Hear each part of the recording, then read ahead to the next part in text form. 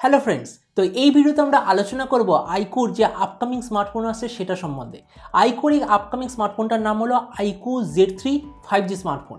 এই স্মার্টফোনটা আসবে আগামী এক মাসের মধ্যে, মানে মে মাসের মধ্যে ইন্ডিয়াতে লঞ্চ হয়ে যাবে।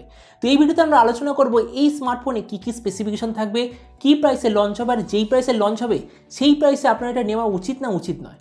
তো চলুন শুরু করা যায় আজ ভিডিওটা কোনো সমস্যা না করে। আপনি যদি গ্যাজেট ওয়ার্ল্ড বাংলা চ্যানেলে প্রথমবার আসেন আর এরকম বাংলা টেক ভিডিও ডেইলি দেখতে চান, তাহলে গ্যাজেট ওয়ার্ল্ড বাংলা চ্যানেলটা অবশ্যই সাবস্ক্রাইব করে দেবেন। তো প্রথম আমরা আলোচনা করবো এই যে iQOO Z3 5G আসতে চলেছে, এটার ডিজাইনটা কেমন হবে। যেমন আপনি দেখতে পাচ্ছেন এটাই হলো iQOO Z3 ডিজাইন, মানে এর ডিজাইনটা অনেকটা ভিভোর যেমন স্মার্টফোন হয় ঠিক তেমনই দেখতে হবে। এই স্মার্টফোনটার থিকনেস হবে 8.5 মিলিমিটার আর এর ওয়েট হবে 185 গ্রাম। ডিসপ্লের দিক থেকে আমাদের থাকবে 6.58 inch full HD plus IPS LCD display. এর ডিসপ্লের রিফ্রেশ রেট হবে 120 হার্জ আর এতে আমাদের থাকবে 89% স্ক্রিন টু বডি রেশিও। প্রসেসরের দিক থেকে এতে আমাদের থাকবে Snapdragon 768G 5G প্রসেসর, যেটা একটা খুবই পাওয়ারফুল 5G প্রসেসর। কিন্তু বাকিরা এটা বলছে যে এতে খুব চান্স আছে যে Snapdragon 870ও হতে পারে। এই স্মার্টফোনটা ইন্ডিয়াতে দুটো ভেরিয়েন্টে লঞ্চ হবে, 6/128GB আর 8/128GB।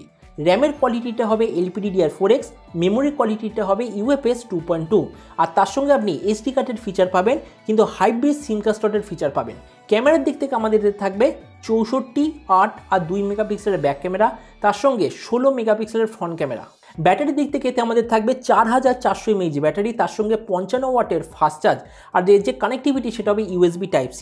আর এই স্মার্টফোনের বাকি কিছু ফিচার হলো 3.5mm jack, side mounted fingerprint sensor, আর এটা টোটাল 3টে কালারে ইন্ডিয়াতে লঞ্চ হবে। তো এবার সবচেয়ে ইম্পর্টেন্ট জিনিস, এই iQOO Z3 5G কবে আসছে, কি প্রাইসে আসছে। বলা হচ্ছে যে মে মাসের মিডিলের আশেপাশে iQOO Z3 5G ইন্ডিয়াতে লঞ্চ হবে।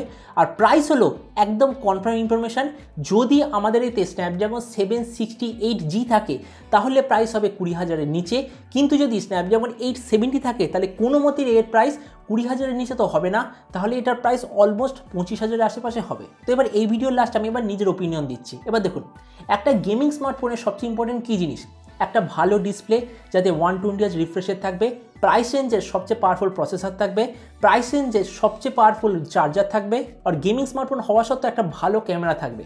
আর এই চারটেই জিনিস আমরা এই iQOO Z3 5G স্মার্টফোনে দেখতে পাচ্ছি। তো ওই জন্য আমি আপনাকে এটাই রিকমেন্ড করব, আপনার যদি বাজেট থাকে 20,000-এর মধ্যে কোনো প্রপার কমপ্লিট গেমিং স্মার্টফোন নেওয়ার, তাহলে আপনার অবশ্যই iQOO Z3 5G স্মার্টফোনটা নেওয়া উচিত। অবশ্যই আপনি যে কমেন্ট সেকশনে একবার জানাবেন যে আপনার কি মনে হয়, আপনার যদি বাজেট থাকে 20,000-এর মধ্যে তাহলে আপনি কি নিতে চান, iQOOর এই স্মার্টফোনটা নিতে চান নাকি যে পোকো X3 Pro স্মার্টফোনটা লঞ্চ হয়েছে ওটা নিতে চান। এটা সম্বন্ধে নিচে কমেন্ট সেকশনে বলতে একদমই ভুলবেন না। তো চলুন দেখা হবে আগামীকালের এরকম একটা টেক ভিডিওতে। Till then stay tuned and always remember, think positive, be positive. Thank you.